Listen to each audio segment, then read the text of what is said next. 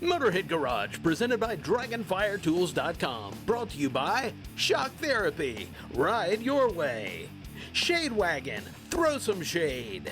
And by Dragonfire Tools.com, industrial workbenches with integrated tool storage. We are Motorhead Garage, presented by Dragonfire Tools.com. And we're joined now by one of our favorite guests, Guy Olson from Performance Fuel Specialists. Now, Guy, this time you're here to talk about diesel. And I've always been taught that you need to treat your diesel fuel in the wintertime because of all the gelling and the icing. But you're here to tell us how to weatherproof our diesel. Why do we need to treat it year-round? Yeah, that's such a great question. And things have really changed in the industry, and it's leading up to more issues than we've ever had before. So we recommend treatment all summer long for a number of reasons. One of the things we need is lubricity. The new fuel systems, the tolerances are so incredibly tight. We're creating huge amounts of pressure in the fuel systems themselves. And so we need to lubricate and clean and take care of them each and every time. And that's not always an easy thing to do. Now, lubricity is not the only thing you're looking for in an additive, but what else can an additive do for your diesel fuel? So our additives are a complete formula product covering a number of different problems. One of those problems would be water. You know, part of the problem you have with pressure or with the tolerances being so tight, you create a lot of pressure, which creates a lot of heat, which has problems, several problems of its own. One of them is condensation.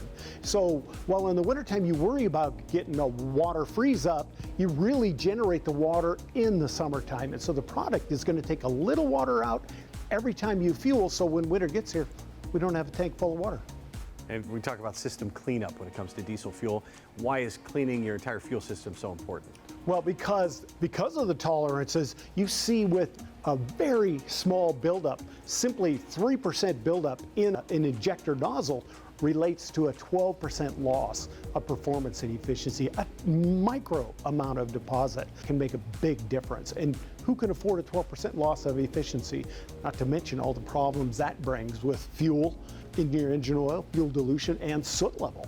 Let's talk about soot. It's not just coming out of the exhaust system. No. It's causing a lot more problems within the engine. What are those? More than people even realize. So soot is just a grit. It's just a little tiny piece of sandpaper. And you're pumping that through your engine. Of course, it's grinding on your bearings and everything else in your lower end. But the turbo is a huge problem. The turbos run at about 150,000 RPMs. The tolerances are so incredibly tight, very, very small. And now we introduce a little bit of grit inside that bearing or fuel, unburned fuel itself. It is so important to keep that engine running at peak. That'll keep that turbo running, keep it clean, nice, fresh oil, because it doesn't matter how good your oil is. If it's full of soot or diesel fuel, you're sandblasting it. You're sandblasting it. It's no good. And so you got to do that each and every time you fuel as well. Now, what about the exhaust system? You don't think of exhaust as something you need to clean. Yeah, exactly. But we treat the exhaust system by keeping track or taking care of the ignition system. So by your fuel igniting, burning more evenly and more completely, those sensors, those DPF, diesel particulate filter exhaust units, stay cleaner longer, you regen less, your sensors last better, and they operate precisely versus being clogged up. So part of it is not only taking care of the fuel system, but taking care of the exhaust system. And back to the engine, you talked about all the forces in there, all the parts that are spinning, especially in the turbo, and that creates a lot of heat. So how is heat a detriment to your entire system? Yeah, so part of the heat that you get is through the pressures in the system, and you're returning fuel to the tank at a high pressure, so that oxidizes your fuel. It takes brand new diesel and it makes old diesel out of it by sending it back at 160 plus degrees, and that creates IDID, internal diesel ejector deposit, which is a whole new problem, condensation in your tank, and as we talked in the gas segment, the warm fuel does not burn efficiently. Something that you've talked to me about off camera, I didn't even know existed. Microbial contamination. Yes. How big of a problem is that?